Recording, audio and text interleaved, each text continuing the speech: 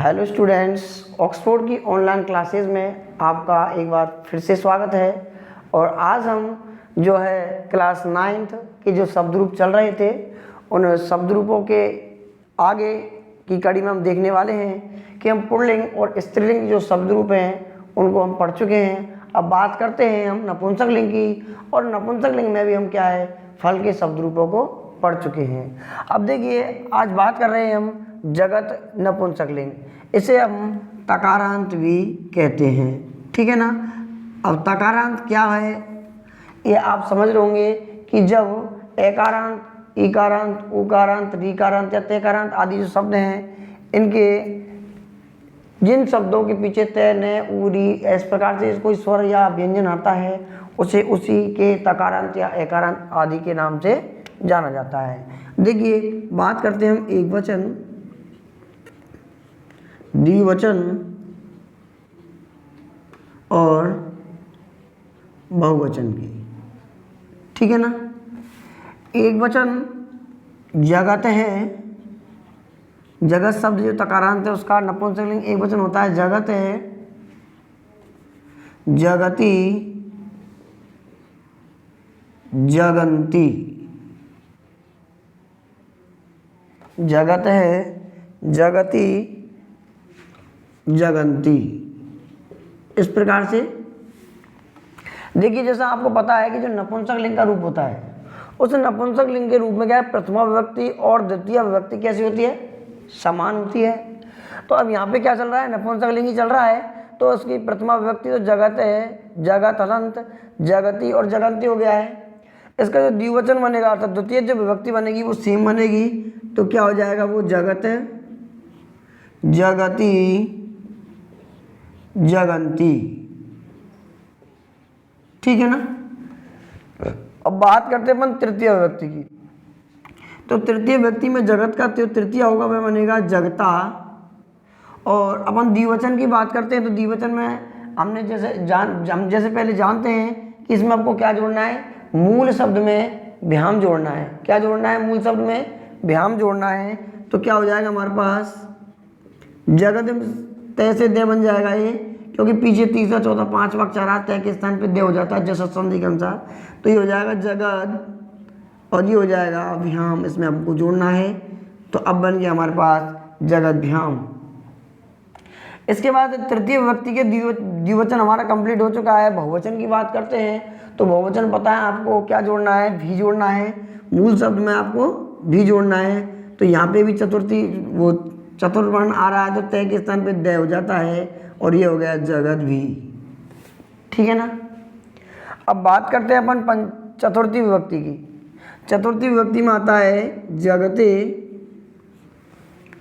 जगते, और चतुर्थी विभक्ति के द्विवचन तथा तृतीय, चतुर्थी और पंचमी के द्विवचन के हमेशा समान होते हैं। तो ये बन जाएगा हमारे पास जगद्भ्याम, ठीक है ना। इसके बाद में जगद। अब चतुर्थी विभक्ति की बहुवचन की बात करते हैं, इसमें क्या जोड़ते हैं, हम भय जोड़ते हैं, आधा भय है तो हम जोड़ेंगे, इसमें क्या हो जाएगा ये जगद्भ्य। अब देखते हैं हम पंचमी विभक्ति में जगत है और पंचमी विभक्ति का द्विवचन चतुर्थी तृतीय के समान होता है, तो इसको क्या लिखेंगे हम, जगद्भ्याम। ऐसे ही पंचमी विभक्ति का जो बहुवचन है वो चतुर्थी की बहुवचन के समान ही होता है, तो ये क्या हो गया हमारा जगद्भ्य। पंचमी विभक्ति नपुंसक लिंग के जो शब्द होते हैं उनमें पंचमी और षष्ठी विभक्ति क्या है, दोनों समान होते हैं। जैसे अपन पहले भी कर चुके हैं, जगत में क्या होगा, जगत है, इधर क्या हो जाएगा ये जगतो, क्या हो जाएगा ये जगतो, और अंत में जगताम। यहाँ में हमको क्या है, नाम या नाम नहीं जोड़ना है, क्या है, मूल शब्द में हमको आम जोड़ना है। तो क्या हो जाएगा, जगत शब्द है मूल शब्द, उसमें अपन ने आम जोड़ दिया, क्या हो जाएगा ये जगताम, ठीक है ना। अब बात करते हैं हम सप्तमी विभक्ति की, तो ये हो जाएगा जगति। क्या हो जाएगा ये? जगति। और द्विवचन, सप्तमी का द्विवचन और षष्ठी का जो द्विवचन है वो समान होते हैं। इस प्रकार से अपन उसको क्या कर देंगे? समान लिखेंगे। क्या हो जाएगा ये? जगतो। सप्तमी का जो बहुवचन है उसमें अपन सु जोड़ते हैं तो ये क्या बन जाएगा? ये जगत सु। ठीक है ना। इसमें सु क्यों आया है? क्योंकि मैंने आपको बता रखा है कि जिस शब्द में हलंत आता है और इस तय हलंत में क्या आ रहा है? तय आ रहा है। तो जिस शब्द में तय आता है वहाँ पे क्या लिखते हैं अपन? तय के सु अपन उसमें जोड़ते हैं। अब संबोधन की बात करते हैं हम यहाँ पे। तो संबोधन उसका हे जगत, और द्विवचन तथा बहुवचन में हम प्रथमा व्यक्ति के एक द्विवचन और बहुवचन को लेते हैं, सिर्फ उसमें है जोड़ देते हैं हे। तो क्या हो जाएगा ये? हे जगति। इधर क्या हो जाएगा? ये हे जगंती। ठीक है ना। इस प्रकार से क्या है, हमारा जो जगत शब्द है नपुंसक लिंग का रूप कंप्लीट होता है। और इसके बाद अगला जो शब्द है वह हमारा नपुंसक लिंग का ही है, वह है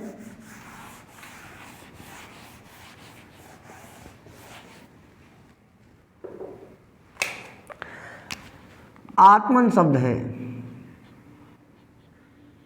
आत्मन शब्द है अर्थात नेकारांत नपुंसकलिंग।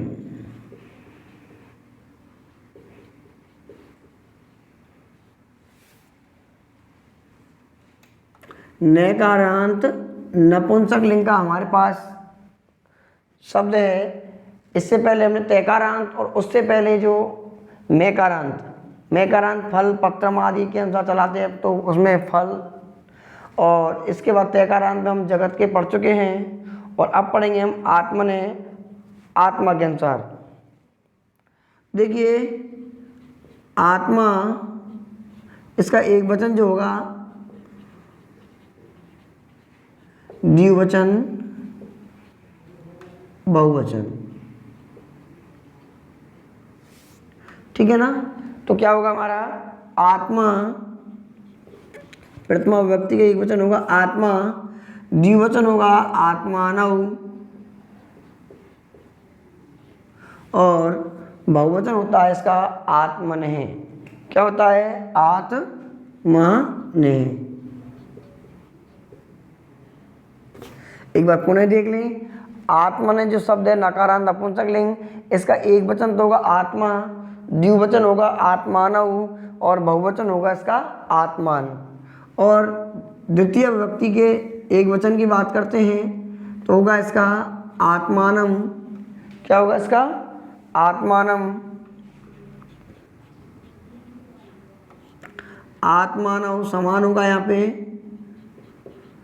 और इधर भी आत्मानेः। क्या होगा ये? आत्मानेः। आत्मनेः। इस प्रकार से प्रथमा द्वितीया। अब बात करते हैं तृतीय व्यक्ति की, तो है इसमें आत्मना। अब इसमें जो मूल शब्द है आत्मन शब्द, आत्मन शब्द में तृतीय व्यक्ति के द्विवचन में अपन को क्या जोड़ना है? भ्याम शब्द जोड़ना है। तो जो नय होता है नकारांत, इस शब्द का क्या कर देते हैं अपन? लोप कर देते हैं। तो क्या हो जाएगा ये? आत्मभ्याम। क्या हो जाएगा ये? आत्मभ्याम। इसमें क्या करते हैं? जो नकारांत होता है उस नकारांत का लोप कर देते हैं और होता है हमारे पास आत्मभ्याम। नकारांत का लोप करेंगे, आत्मभ्याम। इधर आत्म भी, क्योंकि तृतीय व्यक्ति के बहुवचन में क्या करते हैं अपन? भी जोड़ते हैं, तो क्या हो जाता है ये? आत्म भी। और चतुर्थी व्यक्ति के बारे में बात करते हैं तो क्या बनेगा ये? आत्मनि। क्या बनेगा? आत्मनि। और द्विवचन में तृतीय चतुर्थी तथा पंचमी का द्विवचन समान होता है, तो ये क्या हो जाएगा? आत्मभ्याम। और चतुर्थी का जो बहुवचन होता है उसमें अपन वह जोड़ते हैं, तो क्या हो जाएगा ये आत्मव्यय। ठीक, इसके बाद में पंचमी विभक्ति जो है, पंचमी विभक्ति में क्या जोड़ते हैं अपन, आत्मने, ठीक है ना। और जो द्विवचन और बहुवचन इसके सेम होते हैं तो देखेंगे आत्मभ्याम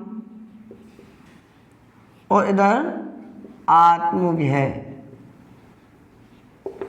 अब इसका जो पंचमी विभक्ति का आत्मन है वह पंचमी और षष्ठी, पंचमी और षष्ठी दोनों समान होते हैं, तो हम क्या करेंगे, इसको आत्मने कर दिया हमने,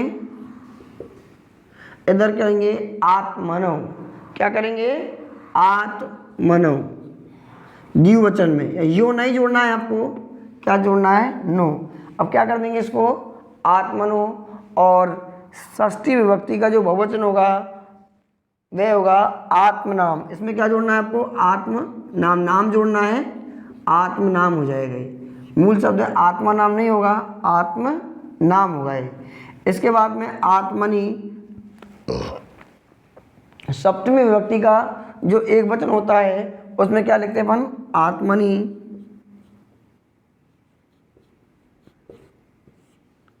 और द्विवचन इसका समान होता है, वह होगा आत्मनो। और हलंत है तो से के स्थान पे क्या होगा, अपन को सेसिलिटी लिखना है, सु अर्थात षटकोण वाला नहीं लिखना है, तो ये हो जाएगा हमारा आत्मसु। क्या हो जाएगा ये, आत्मसु, ठीक है ना। अब बात करते हैं हम संबोधन वाली बात की। तो संबोधन में होता है हे के साथ में जो मूल शब्द है उसी को जोड़ते हैं, देखिए आत्मन, ठीक है ना। और द्विवचन में क्या करते हैं कि आत्मनो जो शब्द है उसमें हे के साथ जोड़ देते हैं, वो क्या हो जाता है आत्मानव। और बहुवचन की यदि बात करते हैं तो वह बहुवचन में आत्मान शब्द यहाँ पे हो जाता है, ठीक है ना। ये जो इस प्रकार से शब्द हैं हमारे आत्मा, आत्मा वैसे तो क्या है, हिंदी के अनुसार देखें तो आत्मा स्त्रीलिंग, और यहाँ देखते हैं संस्कृत के अनुसार तो ये नपुंसकलिंग में इसका प्रयोग किया जाता है, और निम्न प्रकार से इसके क्या रूप चलते हैं। अब देखिए हमारे नपुंसक रूप हैं वे मकारांत, तयकारांत तथा नेकारांत जो होते हैं नपुंसकलिंग रूप होते हैं, तो इनके कंप्लीट हमारे नपुंसकलिंग कंप्लीट हो चुका है। अब बात करते हैं हम सर्वनाम शब्द रूपों की। किनकी बात करते हैं हम, सर्वनाम शब्द रूपों की।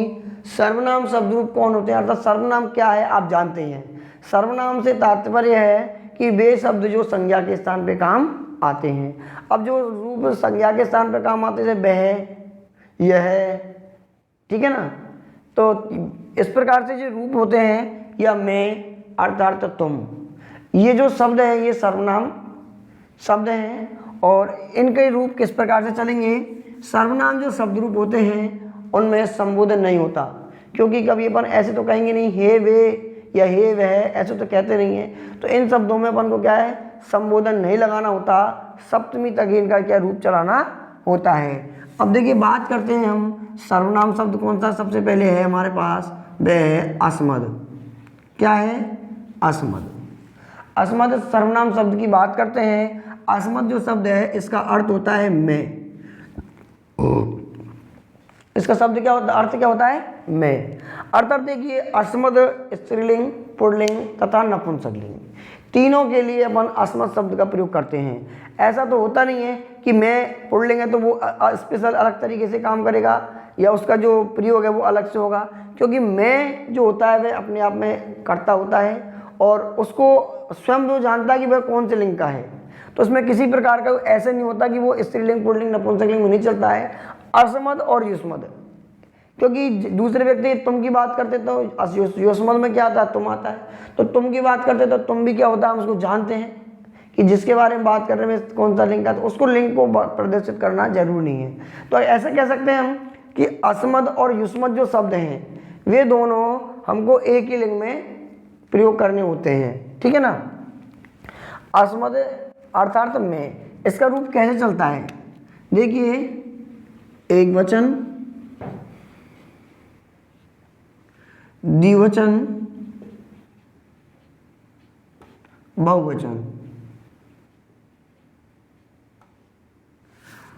असमद अर्थात मैं, इसके रूप प्रथमा व्यक्ति एक वचन में, इनके रूप क्या है, हमको समान नहीं चल सकते हैं, अलग अलग चलते हैं शब्द, जो सर्वनाम शब्द हैं इनके रूप, तो हमको याद करने होंगे वे, और जितना हम इसको लिखेंगे, ठीक है ना, याद करने के लिए आपको जितने शब्द रूप आप लिख करके लर्न करते हो, एक ही शब्द रूप को 4 बार 5 बार 8 बार, यदि जितना ज़्यादा आप लिखोगे उतनी आपकी मिस्टेक कम होंगी, नहीं बहुत ज़्यादा आपकी हलंत होगी, विसर्ग होगी, और जो समानार्थी शब्द होते हैं तो वहाँ पे आपको बहुत ज़्यादा कन्फ्यूजन होगा। तो इसके लिए आप जितना ज़्यादा हो सकते हैं लर्न करने के लिए ज़्यादा से ज़्यादा इसको लिख करके रिटर्न अभ्यास करें, ठीक है ना, जब आपको कंठस्थ हो जाएगा। एक बार आपको शब्द रूप और जो धातु रूप है वो याद हो जाते हैं तो आपको संस्कृत सरल लगने लगती है, आप आसानी से इस हिंदी से संस्कृत बना सकते हैं, और आसानी से आप संस्कृत पढ़ सकते हैं, अर्थ का उसका जो अनुवाद है वो आसानी से कर सकते हैं। तो देखिए आप शब्द रूपों को आपको पढ़ना जरूरी है।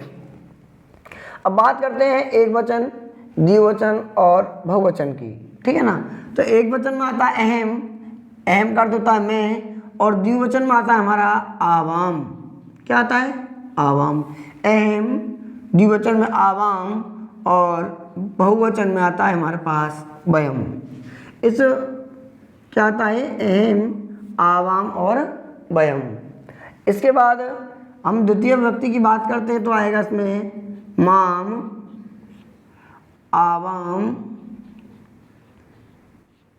और आसमान।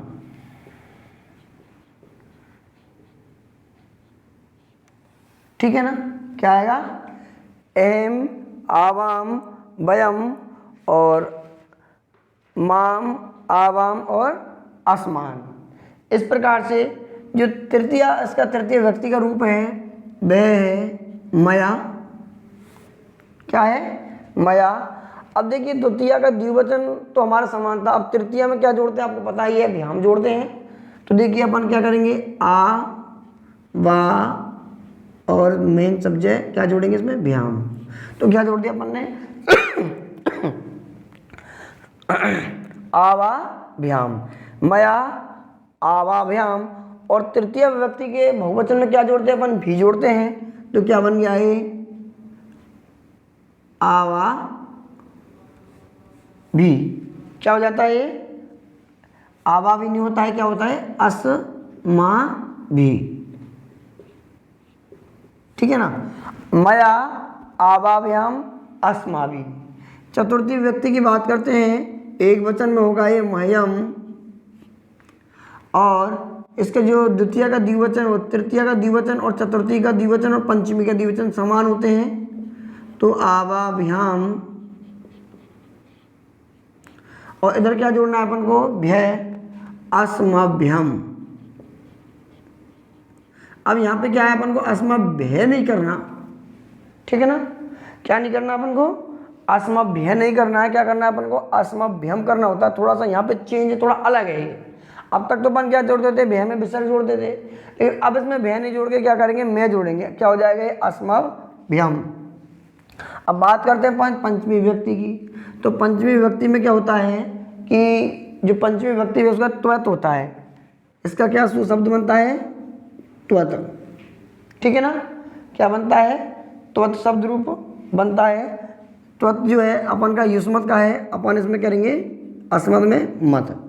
जो त्वत था वो अस्मत का था, तो हम का इसमें करेंगे अपन मत, और जिसका द्विवचन समान होता है क्या हो जाएगा ये, आवाभ्याम, क्या हो जाएगा ये, आवाभ्याम, मत आवाभ्याम, और इधर क्या हो जाएगा ये, अस्मत, क्या हो जाएगा ये, अस्मत, ठीक है ना, मत आवाभ्याम अस्मत। अब ये हो गया है मत आवाभ्याम अस्मत। अब हमारे पास षष्ठी विभक्ति की बात करते हैं तो वह होगा मम। देखिए स्टूडेंट्स, बहुत से स्टूडेंट क्या आपको मिस्टेक बहुत करते हैं, किस जगह, इस जगह दो, ये दो मेन आपकी प्रॉब्लम की जड़ हैं। कहीं कहीं तो आप क्या कर देते हैं मम, कहीं आपको नोटबुक या बुक में कभी कभी देखने को मिल जाता है। तो देखो ऐसे ये मम हलंत लगा देते हैं और इस माम को आप ऐसे छोड़ देते हैं। तो ये दोनों गलत हैं, क्योंकि मम तो लगता है, हलंत तो लगता है माम में, और मम में हलंत नहीं लगता। मम का मतलब मेरा और माम का मतलब मुझको, ठीक है ना। तो यहाँ पे ये द्विवचन और ये षष्ठी विभक्ति है, सॉरी द्वितीय विभक्ति और षष्ठी विभक्ति है। तो इन दोनों में अंतर यही है। आप ध्यान से देखेंगे कि बार बार जो बच्चे मिस्टेक करते हैं शब्द रूप लिखते समय, वाक्य बनाते समय, जहाँ भी प्रॉब्लम आती है क्या कर देते हैं, हलंत इसमें लगा देते हैं, ठीक है ना। तो आपको हलंत लगाने की वहाँ पे आवश्यकता नहीं है, इस जगह हलंत नहीं लगाओगे आप हलंत लगाओगे माम के, ठीक है ना। तो ये आप मिस्टेक नहीं करोगे, ठीक है ना। आगे देखिए, मम और षष्ठी विभक्ति का जो द्विवचन है वो है आवयो। मम आवयो, और इसमें जो हमारा षष्ठी विभक्ति होता है बहुवचन, वह होता है अस्माकम। क्या होता है, अस्माकम। आपको ये जो शब्द रूप है इनमें आपको कुछ भिन्नताएं मिलेंगी। अब तक तो सेम से होते थे, अब यहाँ पे कुछ सेम या समान नहीं है, बल्कि कुछ अलग है, भिन्न है। थोड़ा आपको याद करने में कठिनाई हो सकती है, लेकिन क्या है, अब आपको ये ढंग से जितना आप लिख करके अभ्यास करोगे आपको अभ्यास करना है, ठीक है ना। तो मम आवयो अस्माकम। सप्तमी विभक्ति की बात करते हैं इसका, तो होता है मई आवयो और अस्मासु। हमारे पास सु क्यों आया है, यहाँ पे सु क्यों नहीं आया, आप जान रहे होंगे, क्योंकि इसमें हमारे पास हलंत आ रहा है, और जिसमें हलंत आता है हम क्या जोड़ना होता है, सु, या जिसमें आकार अंत होता है उसमें क्या जोड़ेंगे, सु, और शेष में षटकोण वाला सु, ठीक है ना। अब बात करते हैं संबोधन की। तो मैंने आपको पहले कह चुका हूँ कि संबोधन जो अपन के सर्वनाम शब्द होते हैं उनमें संबोधन होता ही नहीं है, तो ठीक है ना। अब आपको इसमें संबोधन नहीं लिखना है। इसके बाद क्या है कि अब जो इसके बाद नेक्स्ट शब्द रूप है वो है हमारा युष्मद। अब युष्मद को क्या है हम नेक्स्ट वीडियो में पढ़ेंगे, ठीक है ना। और जब तक आप अच्छे से अभ्यास करें और इन्हें याद करें, क्योंकि इनका याद होना आपके सभी प्रकार जो संस्कृत की व्याकरण है वहाँ पे आपको इसका याद होना जरूरी है, ठीक है ना। और तब तक के लिए आपको धन्यवाद।